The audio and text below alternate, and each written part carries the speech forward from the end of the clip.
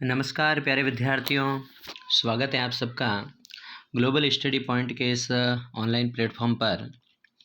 आज हम चर्चा करेंगे सीनियर सेकेंडरी एग्ज़ाम 2024 के भूगोल विषय के आंसर की को लेकर के क्या क्या विषय क्वेश्चन दे रखे हैं और उनके क्या क्या आंसर सटीक रहेंगे, उनको लेकर चर्चा करेंगे।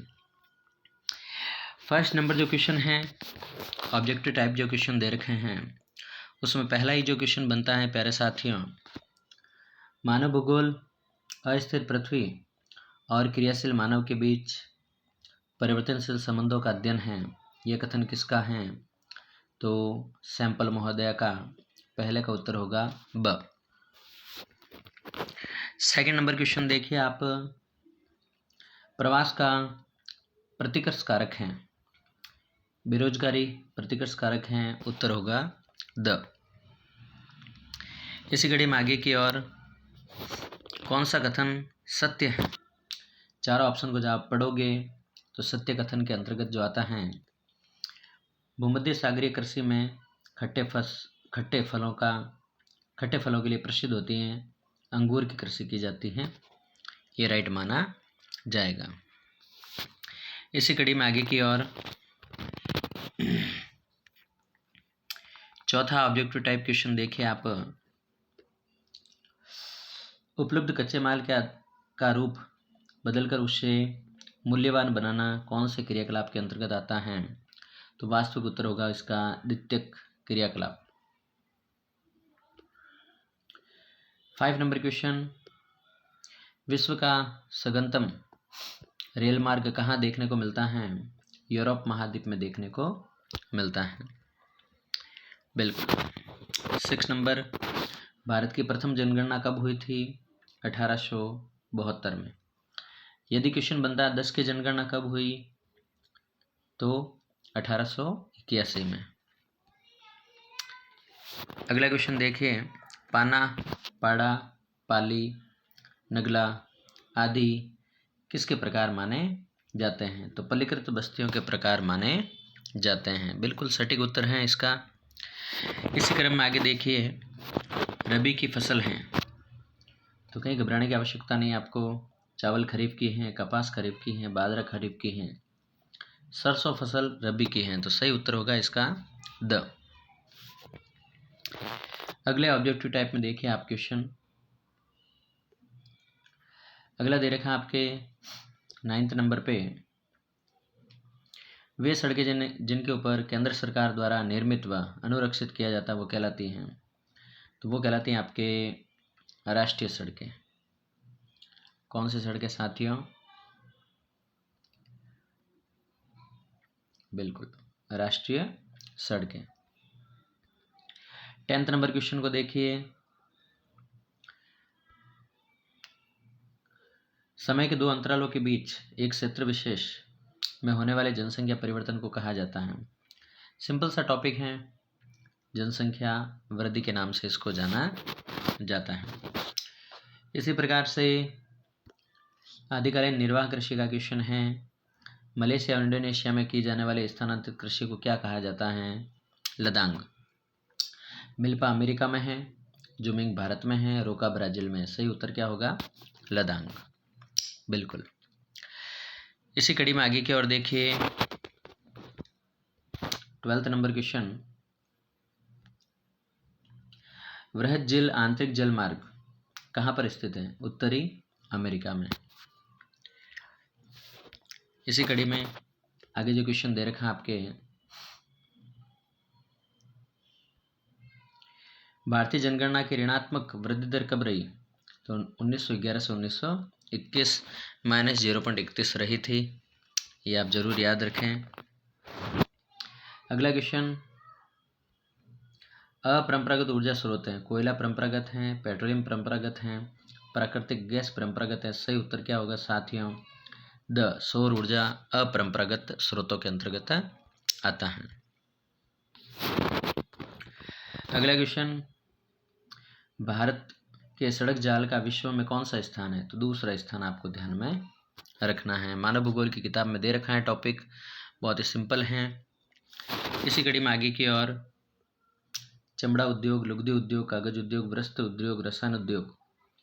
प्रमुख तो कौन से प्रमुख प्रदूषण को बढ़ावा देते हैं? तो जल प्रदूषण को बढ़ावा देते हैं। इन्हीं के साथ अगले ऑब्जेक्टिव टाइप के बाद में आते हैं आपके रिक्त स्थान। रिक्त स्थान में पहला सवाल देखिए आप, खाली जगह ने निश्चयवाद नवनिश्चयवाद की संकल्पना को प्रस्तुत किया था। तो उत्तर क्या होगा यहाँ पे? ग्रिफिथ टेलर महोदय ने। बिल्कुल, ग्रिफिथ टेलर महोदय ने यहाँ पर ये प्रस्तुत किया था। इसी कड़ी में आगे की ओर अगला जो क्वेश्चन दे रखा है, भौतिक भूगोल खाली जगह पर्यावरण का अध्ययन करता है। भौतिक भूगोल हमेशा भौगोलिक वातावरण या भौगोलिक पर्यावरण का अध्ययन करता है। अगले क्वेश्चन में देखिए आप, 3rd नंबर क्वेश्चन, जब लोग एक स्थान से दूसरे स्थान पर जाते हैं तो जाने वाले को क्या कहते हैं? प्रवासी। वह स्थान जहाँ से लोग गमन करते हैं खाली जगह कहलाता है। तो जहाँ से गमन करते हैं साथियों, तो 2 स्थान होते हैं।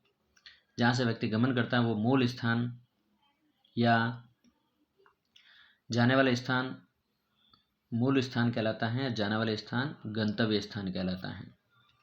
मूल स्थान को उद्गम स्थल भी कहते हैं। तो उद्गम स्थल भी उसका उत्तर राइट होगा। और यदि प्रवास के आधार पर देखें तो उत्प्रवास भी इसका उत्तर राइट होगा। एग्जामिनर के ऊपर डिपेंड करेगा कि उद्गम स्थल को राइट करें या उत्प्रवास को राइट करें, दोनों में से एक राइट माना जाएगा। इसी कड़ी में आगे की ओर देखिए अगला क्वेश्चन, रिक्त स्थान भी लगभग आधे नंबर के हैं आपके। जनवरी 1995 में गेट को बदलकर क्या नाम रूपांतरित कर दिया गया था? सबको पता है, WTO, विश्व व्यापार संगठन इसका नाम कर दिया गया था। अगले क्वेश्चन में, जल को, पेट्रोलियम को या प्राकृतिक गैस को, तरल व गैसीय पदार्थों को कौन से परिवहन का प्रयोग किया जाता है? सबको पता है, पाइपलाइन परिवहन के द्वारा प्रयोग किया जाता है। बिल्कुल। अगली जो खाली जगह है, बड़ी इंपॉर्टेंट खाली जगह दे रखी है। सन 2011 की जनगणना के अनुसार खाली जगह भारत का द्वितीय सघनतम जनसंख्या वाला राज्य है। द्वितीय सघनतम जनसंख्या वाला राज्य, प्रथम आता है आपके उत्तर प्रदेश, द्वितीय आता है आपके महाराष्ट्र। तो सही उत्तर होगा यहाँ पर महाराष्ट्र। अगले क्वेश्चन को देखिए आप, भारत में नगरों का अभ्युदय हुआ है, प्रागैतिहासिक काल में अभ्युदय हुआ है। किसी बच्चे ने अगर प्राचीन काल भी लिखा है तो भी उत्तर राइट माना जाएगा। खरीफ की फसलें मानसून के साथ बोई जाती हैं। तो भारत में कौन सा मानसून आता है साथियों? दक्षिणी पश्चिमी मानसून। यदि किसी ने हिंद महासागरीय मानसून लिखा है या किसी ने अरब सागरीय मानसून लिखा है तो भी राइट माना जाएगा। अगली खाली जगह को देखिए, धरातलीय और भूमजल का सर्वाधिक उपयोग होता है। सर्वाधिक उपयोग सिंचाई कार्य में होता है। भारत एक कृषि प्रधान देश है। हेमेटाइट व मैग्नेटाइट खाली जगह के अयस्क हैं। तो लोह के अयस्क हैं। बिल्कुल, ये लोहे के प्रकार हैं, ये आपको ध्यान में होना चाहिए। अगले क्वेश्चन को लेकर बात करते हैं, अति लघुतरात्मक प्रश्न, जनसंख्या का प्रवास क्या है? जब कोई व्यक्ति उद्देश्य की प्राप्ति के लिए एक स्थान से दूसरे स्थान पर गमन करता है तो इसको प्रवास कहते हैं। द्विपार्श्विक व्यापार की परिभाषा बताइए। जब 2 देशों के बीच में वस्तुओं का आदान प्रदान या व्यापार होता है तो उसको क्या बोलते हैं? द्विपार्श्विक कहा जाता है। अगला क्वेश्चन, मानव निर्मित नौवहन नहर कौन सी है जिसमें जलबंधक प्रणाली तंत्र है? बिल्कुल, ये नहर होगी पनामा नहर। जिस किसी ने स्वेज लिखा है तो बिल्कुल गलत है। सही उत्तर क्या होगा साथियों? पनामा नहर। अगला क्वेश्चन देखिए, सुदूर जंगलों तथा पहाड़ी ढालों पर एकांकी झोपड़ियों के रूप में विकसित की जाने वाली बस्तियों के नाम बताइए। तो जब भी कभी शब्द ये आ जाता है आपके एकांकी पहाड़ी और एकांकी झोपड़ियाँ, तो यहाँ पर कौन सी सब बस्तियाँ होगी? आपके परिक्षिप्त बस्तियाँ। परिक्षिप्त को एकांकी बस्तियाँ के नाम से भी जाना जाता है। अगला क्वेश्चन दे रखा है आपके, मानव विकास सूचकांक से आप क्या समझते हैं? तो मानव विकास सूचकांक का मतलब क्या होता है? HDI, अर्थात किसी देश में मनुष्य से रिलेटेड कितना विकास हुआ है, शिक्षा के क्षेत्र में, चिकित्सा के क्षेत्र में, रोजगार के क्षेत्र में, सामाजिक क्षेत्र में, उन सभी का जो गणना की जाती है वो मानव विकास सूचकांक कहलाती हैं। अगले क्वेश्चन में देखिए, जल परिवहन सस्ता क्यों है? सिंपल सी बात है, जल परिवहन में किसी प्रकार की सड़कें नहीं बनती हैं, किसी प्रकार का टोल टैक्स की व्यवस्था नहीं होती है, किसी प्रकार की खर्चीली प्रणाली नहीं होती हैं, ईंधन की कम बचत होती है, वस्तुओं के माल भार को बहुत अधिक मात्रा में ले जाया जा सकता है, इसलिए जल परिवहन बहुत ही सस्ता माध्यम माना जाता है। अगला क्वेश्चन देखिए, एक उत्तरदायी नागरिक होने के नाते, ये एक व्यवहारिक क्वेश्चन है, मानव जनित मनुष्य के द्वारा भू निम्नीकरण भूमि की उत्पादकता को कम करने वाली प्रक्रिया को कैसे रोक सकते हैं? बिल्कुल, ज़्यादा से ज़्यादा पौधारोपण कीजिए, मृदा अपरदन को रोकिए, रासायनिक खाद के बजाय जैविक खाद का प्रयोग कीजिए और सिंचाई के ऊपर नियंत्रण कीजिए, पशुपालन पर नियंत्रण कीजिए, तो ऑटोमेटिकली भू निम्नीकरण को रोका जा सकता है। बिल्कुल। आगे देखिए अगला टॉपिक,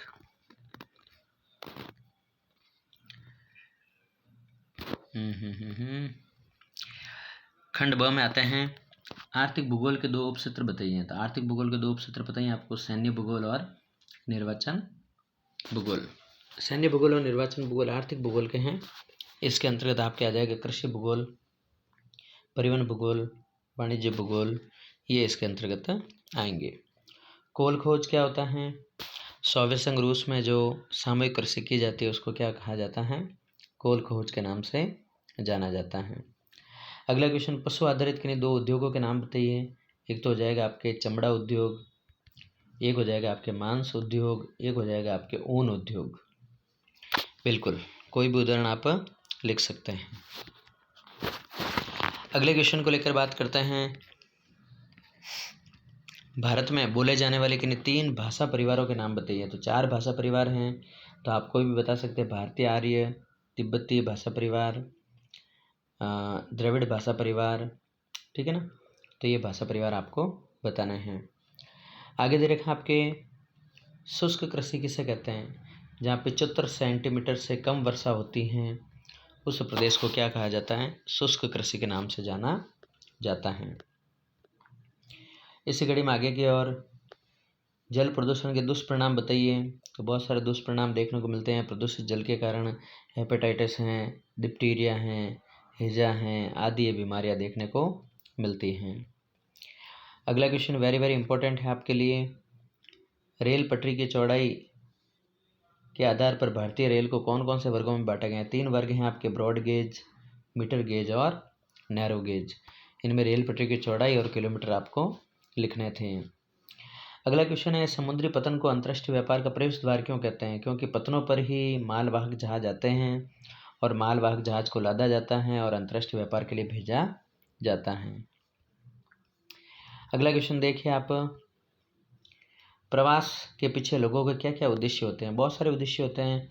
कई व्यक्ति प्रवास करते हैं रोजगार के लिए, कई व्यक्ति प्रवास करते हैं शिक्षा के लिए, कई व्यक्ति चिकित्सा के लिए, कई व्यक्ति मनोरंजन के लिए, अलग अलग कार्य से प्रवास किया जाता है। ट्रक कृषि पर टिप्पणी लिखी है। तो ट्रक कृषि का संबंध साथियों संयुक्त राज्य अमेरिका से है सर्वप्रथम, जहाँ पर नगरीय क्षेत्रों में मध्यकाल के दौरान ट्रकों में लाद कर फल फूल सब्जियां मध्य रात्रि तक पहुंचाई जाती है नगरीय विपणन केंद्रों पर, तो उसको क्या कहा जाता है? ट्रक कृषि के नाम से जाना जाता है, जिसे ट्रक फार्मिंग भी कहते हैं। बिल्कुल।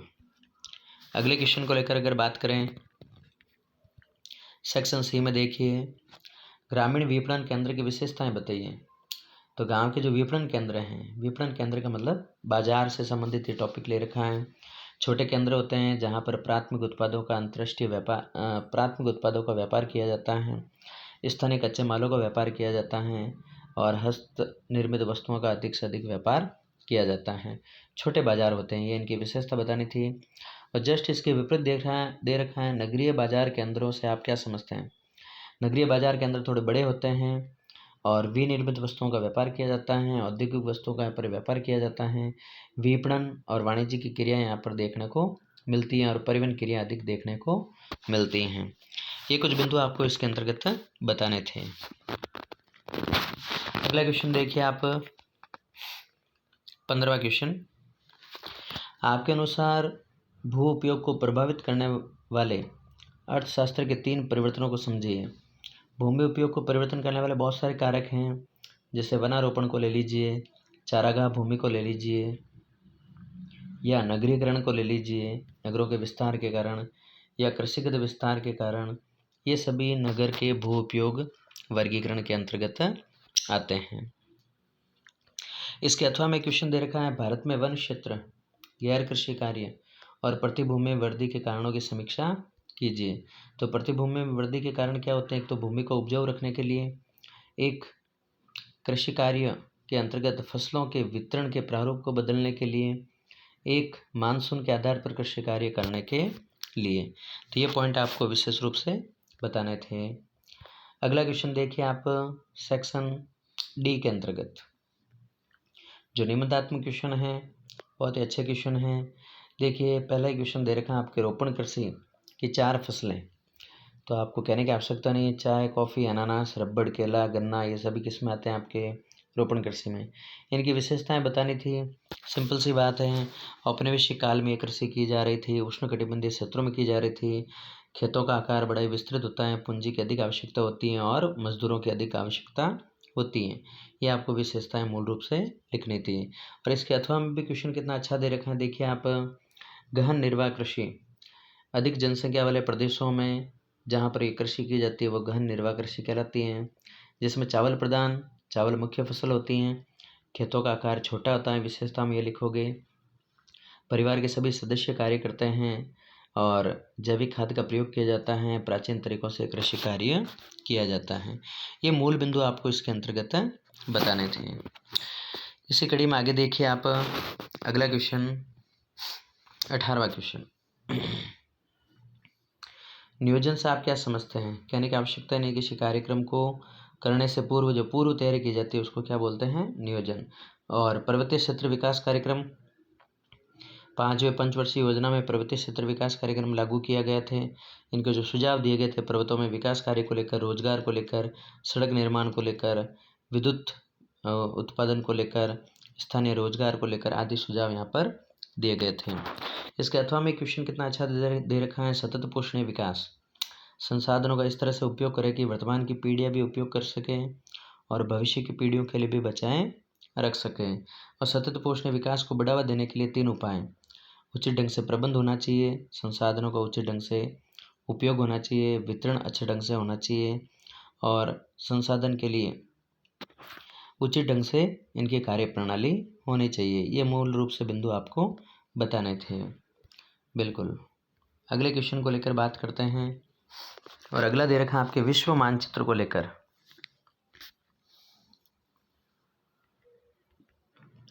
तो देखिए विश्व मानचित्र में आपको कहीं घबराने की आवश्यकता नहीं लेनी है, सिंपल सी बात आपको ध्यान में रखनी है। सबसे पहले विश्व पटल पर अगर बात करें तो मुंबई भारत में बताओगे, न्यूयॉर्क संयुक्त राज्य America USA, Perth Australia, Cape Town दक्षिणी अफ्रीका के अंतर्गत बताओगे। इसी कड़ी में आगे की ओर भारत के मानचित्रावली में अगर टॉपिक बने कोयली गुजरात, बिना MP जो पेट्रोलियम संशोधन केंद्र हैं आपके, मंगलोर कर्नाटक और चेन्नई तमिलनाडु, ये मूल बिंदु आपको बताने थे। ये आपके शॉर्ट एंड स्वीट आंसर के आपको बता रखी हैं। अधिक जानकारी के लिए आप 7793858143 पर संपर्क कर सकते हैं। बिल्कुल बेस्ट ऑफ लक आप सभी को आगामी एग्ज़ाम के लिए। जब तक के लिए आप सभी को जय हिंद, जय जवान, जय किसान।